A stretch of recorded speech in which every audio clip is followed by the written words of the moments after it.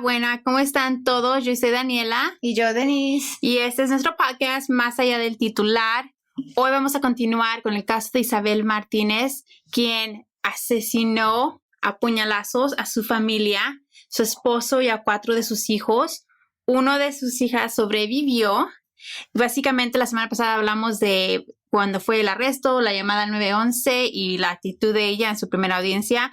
Hoy día vamos a hablar de lo que pasó meses después, una vez que ya se le dio básicamente la oportunidad de una evaluación y qué tipo de, más bien dicho, charges estaba enfrentando ella ya una vez que toda la evidencia ya estaba en su lugar.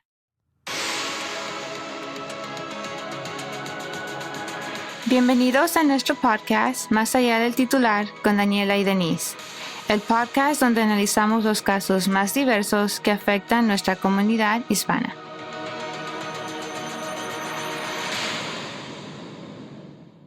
Como les había dicho, básicamente meses después, más bien dicho, casi 2 años después, llegaron a un acuerdo el fiscal con los abogados de Isabel. Isabel decidió sí tener abogados una vez que tuvo evaluación y una vez que le dieron un diagnóstico médico que fue básicamente esquizoafectivo y tendencias bipolares. Entonces, para cuando este acuerdo llegó entre el fiscal y los abogados de Isabel, ella ya estaba bajo medicamento.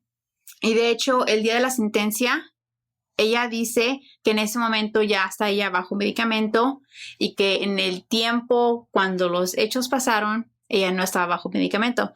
Pero también quiero decir que pues no estaba bajo medicamento porque no tenía un diagnóstico. Quiere decir que tenía ya entonces un problema mental, pero nunca había ido con un profesional o básicamente nadie le había notado algo fuera de que, que habían dicho algo.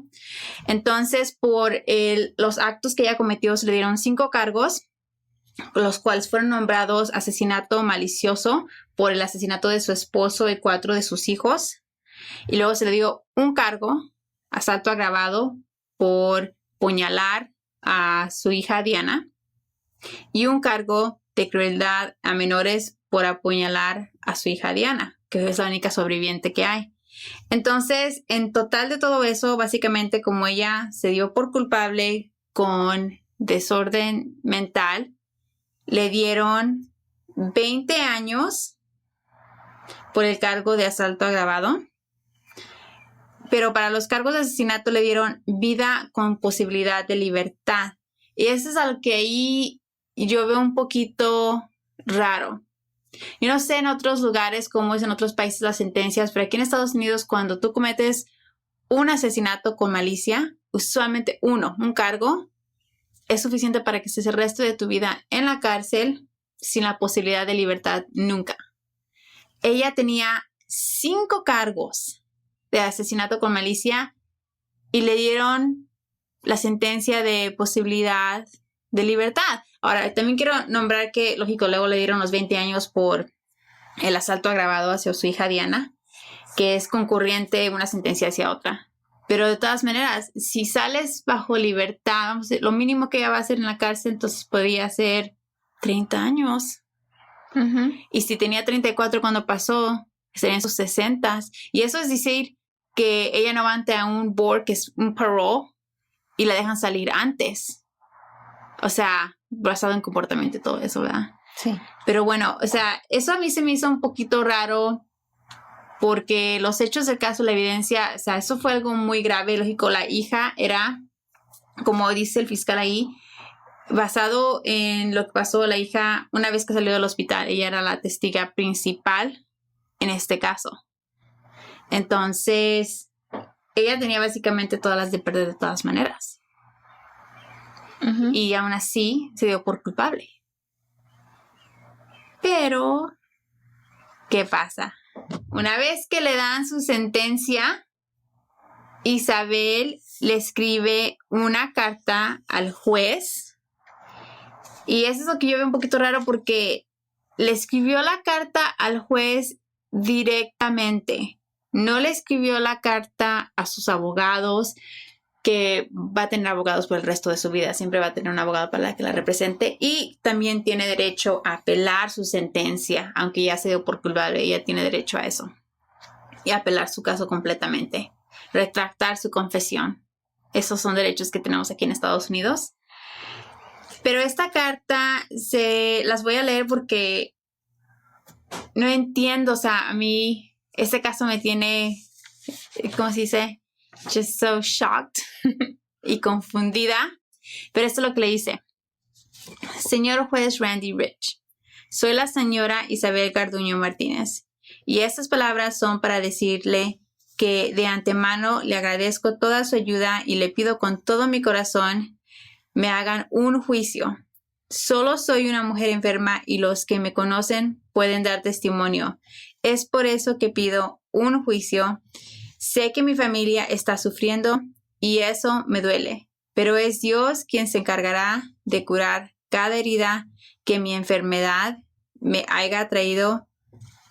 Si mis abogados no quieren acompañarme, los entiendo. Y le pido con todo mi corazón de madre que me haga un juicio, porque es como mi corazón descansará en paz. Muchas gracias por su atención.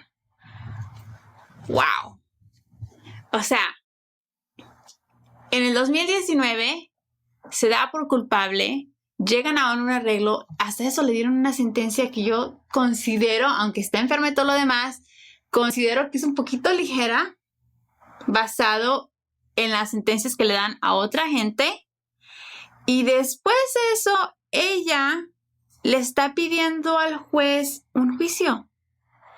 O sea, ¿qué piensas tú? Bueno, ¿y cuándo le escribió ella al juez? O sea, pasó la sentencia. De la sentencia, ¿cuánto tiempo duró para que ella le escribiera al juez? Básicamente un mes. En un mes ella decide que ahora sí quiere tener un juicio. Correcto. Y en la carta puso, o sea, no, en la carta no dijo el por qué, ¿no? ¿O sí? No, solamente que ella siente que, bueno, ella dice en la carta que ella escribió que es como su corazón podrá descansar si ella tiene un juicio, pero no realmente no da razón. Ahora, también deja saber ella en la carta que ella entiende que su enfermedad hizo sufrir a su familia. Entonces quiere decir que ahorita ya tiene un poquito de conciencia. No estoy bien y yo sé cuáles fueron mis actos y mi familia está sufriendo por eso. Entonces estoy un poquito confundida porque si ya sabe eso, también sabe que si le dan un juicio, van a tener que traer como principal testigo a su hija a recontar los hechos de esa noche, porque ella es la testiga principal, es la clave a que este caso se encuentre culpable 100% Isabel. Sí. No sé, ¿sabes? Como ha actuado Isabel en todo desde el momento que comete el crimen, pasa la primera audiencia, luego pasa la primera corte y luego, luego de eso le dan la sentencia. Siento como que ella es definitivamente bipolar, pero también como a narcissist. Yeah. You know, porque ese tipo de gente es gente que hace cosas pero realmente para su propio beneficio. O sea, como al principio sí lo hice, pero la gente me va a juzgar. Y luego pasa lo de la sentencia. Oh, sí lo hice otra vez y acepto los cargos que me den, como sea, todo acepto, sí. Pasa un mes. Oh, no, ahora sí quiero un juicio. Es como con ella se está dando la realidad de las cosas que vas a pasar muchos años en la cárcel. Es como que ella, como cuando le cae el 20, por decir. Sí. Es cuando ella entonces decide, no, entonces quiero esto, ahora quiero esto. Sí. O sea, no es obvio que no tiene la capacidad para entender lo que está pasando en el momento. Pero como que con el tiempo, no sé si le explican mejor y entonces ella va entendiendo y entonces es cuando ella está cambiando su pensar.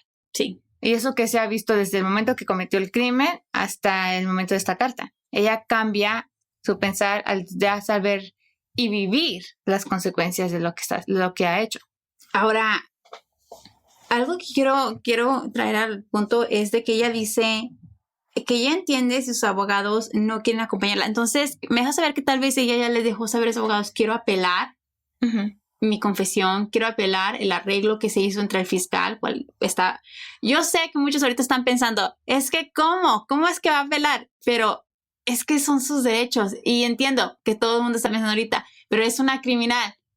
Pero igual, la ley dice que tienes derechos, aunque que puedes ser el peor criminal de este mundo, pero si tienes ese derecho, ese es un derecho que ella tiene y tiene el derecho a apelar la confesión y tiene derecho a apelar el acuerdo del fiscal con sus abogados y de hecho a que se le dé un juicio completamente, bueno, vamos a poner algo claro, no se le ha dado un juicio. Cuando ella llegó a un arreglo, eso quiere decir que ella da su derecho a no tener un juicio con un jurado. Entonces, lo que ella está pidiendo ahora es que se quite ese arreglo hacia un lado, se apele y se le dé un juicio. Entonces, esto involucraría traer testigos, la evidencia, las fotos, la niña, que ahorita ya de tener alrededor, que tenía como 9 años entonces va a tener alrededor de 12, 13 años ahorita, tal vez 14 años. Sí. Bueno, yo creo que también se tiene que decir, ¿no? Que no es que ella esté buscando tener un juicio porque ella está diciendo no cometí el crimen. Ajá. O sea, ella siempre ha aceptado que sí, ella es culpable de tal crimen. El juicio que ella quiere es para ella poder apelear, ok, no lo hice en mis 5 sentidos. O sea, no lo hice con malicia. No fue mi intención quitarle la vida a mi familia. O atacarlos. O sea, ella es lo que ella quiere pelear. No el que hiciste o no ese crimen. No, eso es obvio. Eso ya está hecho. Exactamente. Sí, y claro, la sentencia sería diferente porque muy bien podría salir, no salir necesariamente en libertad, pero sino salir a un hospital, sí, donde le dan más ayuda y ya cuando los doctores digan, ok, ahora estás preparada para poder vivir entre la gente civil, entonces, no, pues, sería todo un caso diferente, claro. Eso sí. Y para mí lo que es un poquito raro es que ella escribe esa carta y pasa tiempo y escribe otra carta donde básicamente me imagino que alguien se la tradujo a ella en inglés porque sabemos que Isabel no sabe inglés, que era ama de casa, que vino aquí hace años, pero no tuvo escuela aquí y que nunca había trabajado. Todo eso lo sabemos. Entonces, ella, por la ayuda de alguien, me imagino, le ayudan a escribir una carta y lo que esta carta dice, se los voy a leer, vamos en español más bien dicho, ¿verdad? Que está directa a la secretaria de la Corte Superior, donde ella pide que por favor se le mande la copia de su expediente, básicamente donde vienen todas las mociones y la sentencia, y el transcript, que fue todo lo que pasó en la corte, es básicamente como cada récord de cuando alguien decía algo está bajo un transcript. Entonces, ella quiere eso porque esos son documentos que se necesitan para poder apelar. La corte le responde que en el caso de ella no hay un transcript, cual es incorrecto porque cuando nosotros fuimos a investigar y fuimos a sacar el expediente ya que es público, ¿ok? Quiero que todo el mundo sepa eso. Eso es público en Estados Unidos. Cuando cometes un crimen, ese récord es público para cualquiera. Ya cuando hay sentencia. Cuando hay sentencia. Cuando todavía están bajo investigación, no. No, sí. Como ella tuvo sentencia, el caso de ella pues ya es público, los récords son públicos, a menos de que le hayan puesto una orden para que no sea, en el caso de ella no había. Entonces, básicamente, la corte le escribe y le dice que no hay. Se nos hizo un poco raro porque sí había un transcript de la sentencia de ella. O sea, tiene que haber que haber un récord. Cada cosa que pasa en la corte hay un récord. Eso de que no existe un récord no es posible. Sí lo hay. Y lógico, es algo necesario para poder apelar. Entonces a mí se me hace raro o no están buscando o no les importa o pensaban, bueno, no, ¿qué importa? Ya cometió su crimen, se le dio su sentencia. Y sí, tiene sentencia y sí cometió el crimen, pero igual ella tiene derecho a su récord. Es una Pero violación igual de pudo sus haber derechos. sido un error, Sí, humano. pero pues sus errores cuestan porque si se te pasa el tiempo donde puedes apelar y no tienes, entonces ahí te quedas. Pero entonces, mi pregunta ahí sería, ¿qué tanta comunicación está teniendo ella con su abogado? Porque un abogado, si está acá afuera, obvio, tiene sus asistentes que puede hacer todo esto y puede agarrar el transcript para ella. O tal vez no, o sea, y basado en cómo ella le escribe cartas al juez y escribe cartas a la secretaria del Superior Clerk, yo creo, a mí me da como la impresión, no sé si es lo que es importante, pero me da la impresión como que ella no tiene una buena comunicación, no tiene confianza en sus abogados, no se siente protegida por ellos. Y por eso es de que se siente como se siente, quiero otro juicio. Esa es una razón. Pero después de este break, vamos a regresar porque, ¿qué creen? Que escribió otra carta. Lord. Sí, es que de eso nos podemos esperar todo. No, pues claro.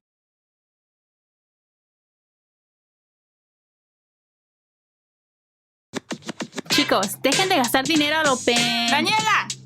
Ok, está bien. Lo que quería decirles es que dejen de estar gastando el dinero de la renta cuando pueden tener su Forever Home con Denise.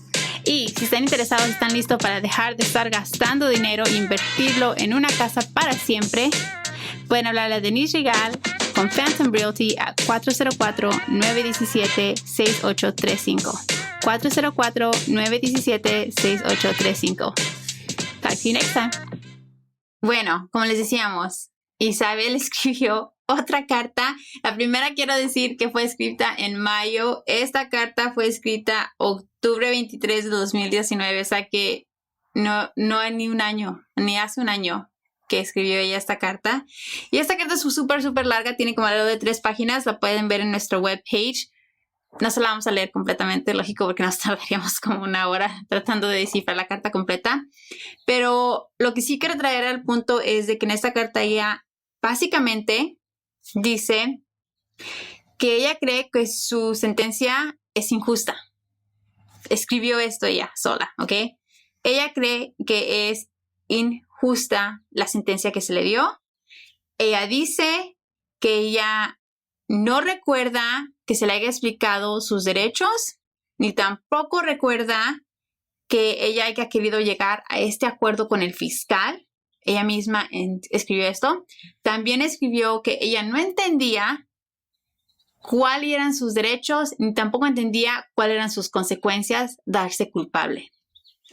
Entonces, básicamente es una, retracting toda su confesión completa, sus arreglos, todo. Básicamente está diciendo, ellos, el día de la sentencia, por medio de un traductor, se le preguntó si ella entendía. Ella contestó que sí. Pero ahora, octubre 23, meses después, dice, no, yo no estaba realmente entendiendo, yo no sabía cuáles eran mis derechos, yo creo que esta sentencia es injusta, y ella da una razón por cuál.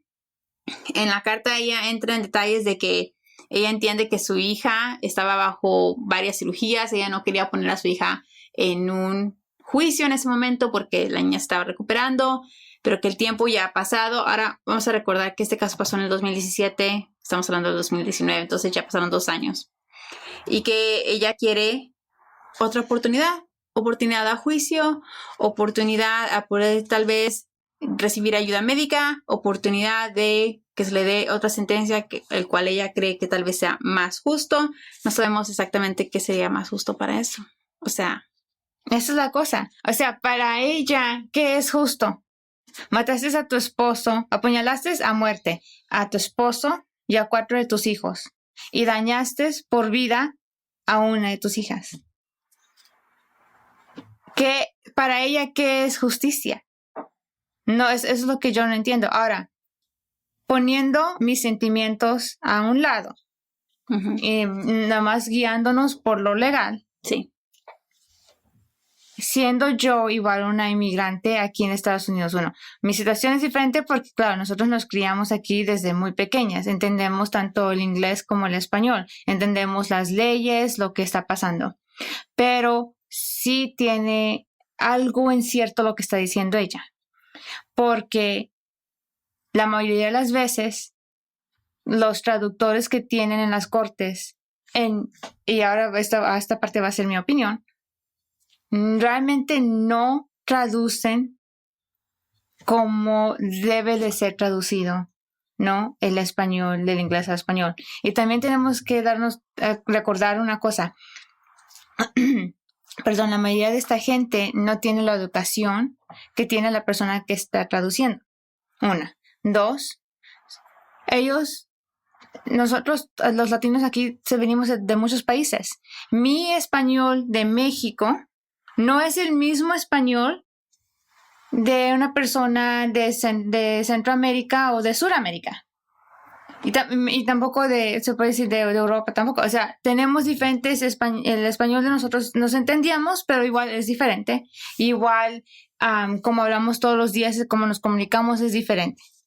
Si ella estaba si la persona que estaba traduciendo le estaba traduciendo a Isabel en español, pero con términos legales, aún así una misma persona que se puede decir en este caso un mexicano, puede ser que tampoco te pueda entender porque estás usando términos legales. Es igual en inglés. Si tú me hablas a mí, pero yo nunca he escuchado términos legales, aunque yo sé inglés y tú sabes inglés, no te voy a entender porque yo no sé qué significan esos términos. Exactamente. Y ahora, como dijo Denise, no es que estamos defendiendo de un lado, defendiendo del otro, pero lo que es los hechos son hechos, eso no tiene nada que ver con opinión. El español es diferente de una persona de las islas a una persona de México. Y si a eso le agregas la educación, el nivel en el que te están hablando, ahora no estoy diciendo que la traductora no trató de tal vez traducir a una manera que tal vez Isabel entendiera eso. No estoy echándole, como dicen, beef a nadie, pero no me puedo imaginar que se hayan usado los términos correctos que ella tal vez pudo entender. Y al nivel de educación de Isabel. De Isabel, exactamente, que sabemos que no pasó de la secundaria.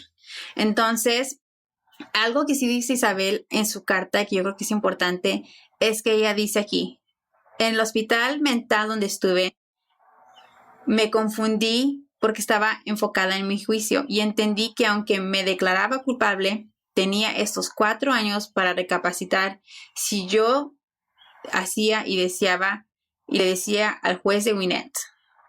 Entonces, quiere decir que mientras ella estaba en el hospital mental, bajo medicamento, recuperándose, porque sabemos que sí tenía un diagnóstico y el diagnóstico de ella es verdadero, también se le estaba tratando de hablar y de darle básicamente comunicación de cómo iba su caso, lo que tenía que hacer y esto. Y eso es donde yo veo algo injusto. La mera verdad que sí. Si tú estás en un hospital mental bajo recuperación, pero no estás completamente recuperada, y entra un abogado o fiscales o lo que sea, detectives, a hablar de ti sobre la misma trauma que fue creada por ti por tu inestabilidad mental, ¿cómo tú estás en un lugar estable para poder empezar a tomar decisiones?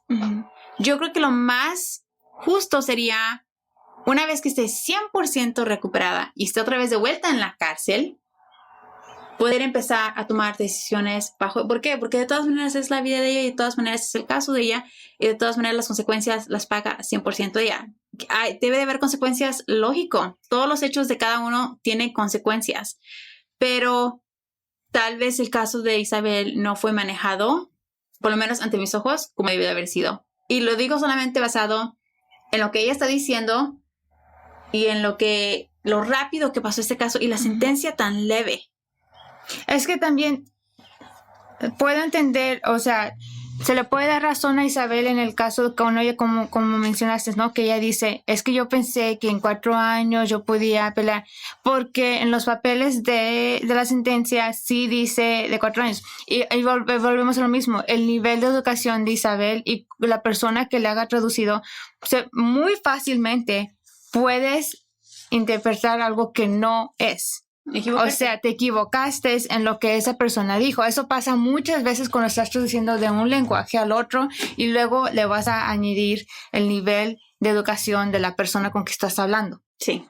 ¿No? Y pasa hasta pasa en el mismo lenguaje. O sea, tú puedes ir al doctor, ¿no? Y el doctor te dice, tienes tal cosa. pero te lo dicen en términos médicos. Sí. Tú no entiendes, tú te quedas así como que, ok, ¿qué es eso? Y luego te los trato de explicar y tú aún así, porque no tienes el mismo nivel de educación de un doctor en lo que tiene que ver con la medicina, entonces aún así tú te quedas como, ok, pero ¿qué es eso? O sea, dígamelo, es más simple, ¿no? Sí.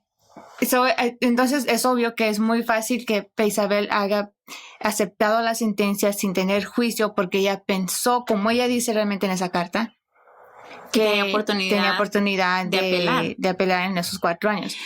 Y no nomás eso, a veces tal vez la gente también, y a mí me ha pasado porque yo a veces he traducido, que a veces por vergüenza no quieren preguntarte, aceptan todo lo que estás diciendo y realmente no entendieron, pero como tienen pena, nomás te quedan mirando. Y yo creo que por eso es importante siempre preguntar. ¿Entendiste lo que te dije? Porque yo creo que a veces se sienten incómodas cuando les empiezas a mí misma. Cuando yo escucho, a veces estoy leyendo una carta en términos que no entiendo, like, ¿y qué significa eso? Pero lógico, yo tengo acceso y la educación para empezar a buscar qué significa esta palabra, qué significa esta palabra. Ok, fine, ahora entiendo lo que me están diciendo. Uno mismo, con diferente nivel y entendiendo el lenguaje, se queda a veces like, what? Y también tenemos que poner también decir, sino que muchas de la gente que está traduciendo, bueno, no es siempre que está traduciendo, mucha de la gente que trabaja en las oficinas de los abogados son chicanos. Yeah. Y la cosa con los chicanos es que no traducen el 100%. Tú puedes decir, sí, porque sí, entiendes el español, sí lo entiendes. Entiendes el inglés, obvio, porque eres americano. Yeah. Ahora, eso es muy diferente a realmente poder traducir el inglés al español. Yo nací en México, me crié aquí en Estados Unidos de los 5 años. Mi primer lenguaje realmente para mí es el inglés, porque es lo que yo uso todos los días, sin pensarlo, es lo que uso todos los días, ¿no? Ok.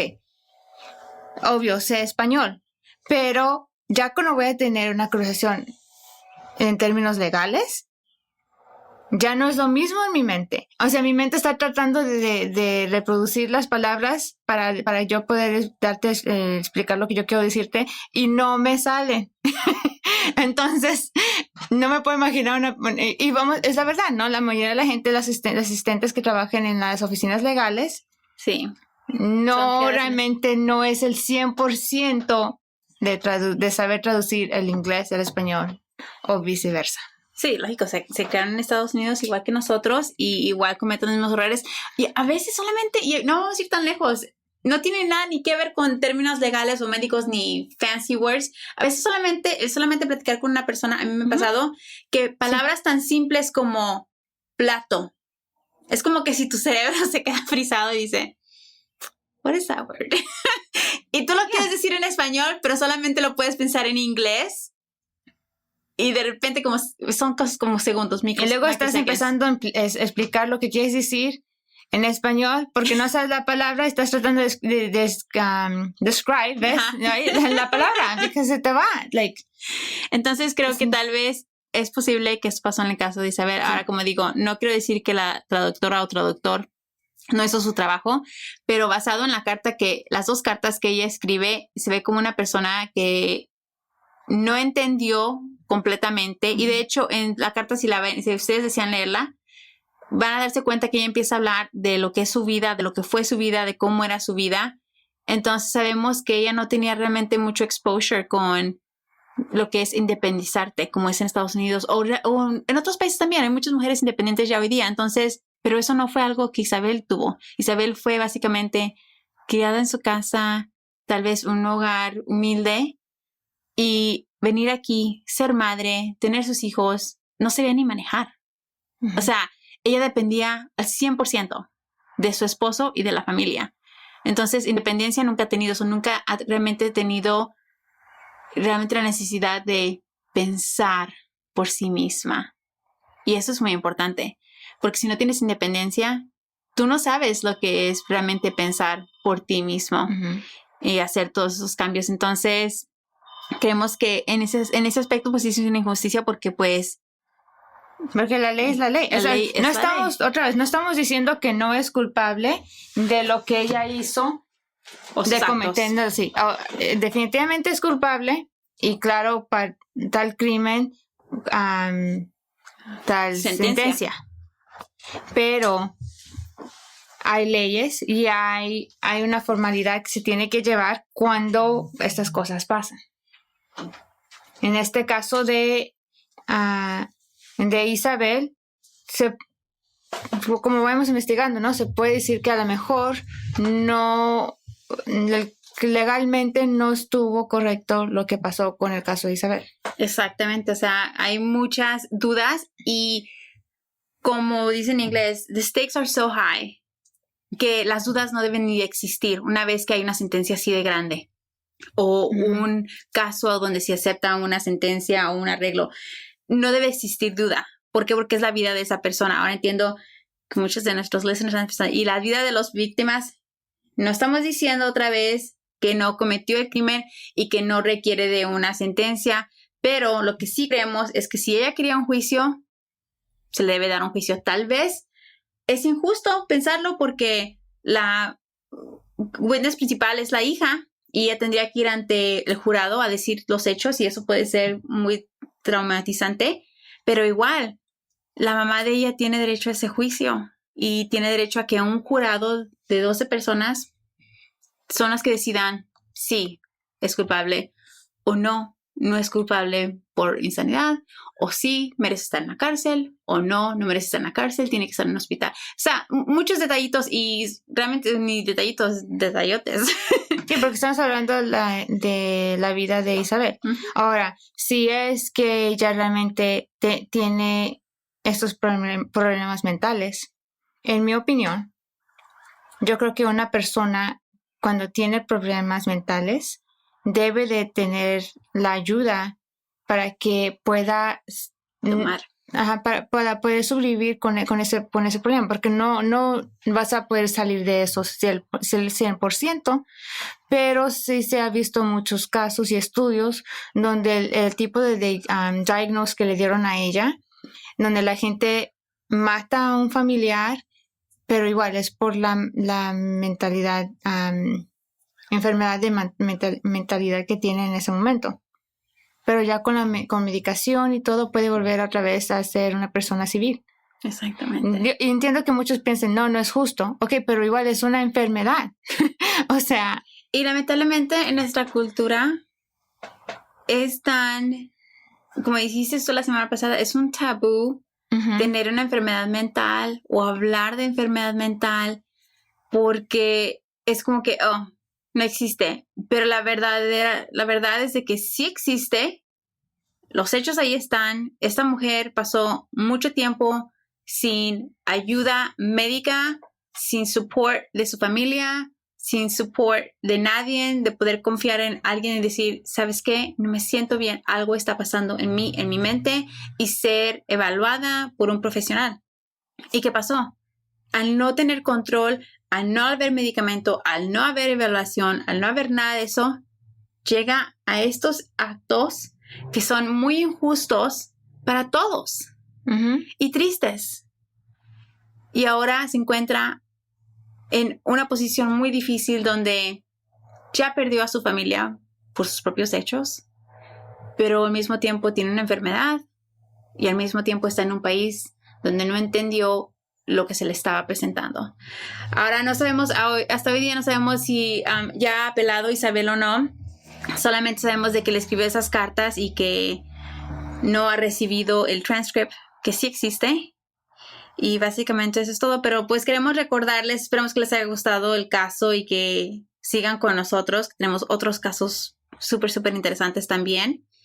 Y si quieren ver las cartas, van a estar en el website. Si quieren ver el clip, va a estar en el website. Si tienen algunas preguntas, nos pueden dejar comments en nuestro website. Este podcast es gratis, pero tenemos un button si quieren dar donaciones para poder traerles estos casos, porque aunque es gratis, pues nosotros sí tenemos que pagar por el research. Claro. Entonces, si quieren dar donations, se los agradecemos, pero igual, es gratis para todos ustedes. Esperemos que les haya gustado y hasta la siguiente semana.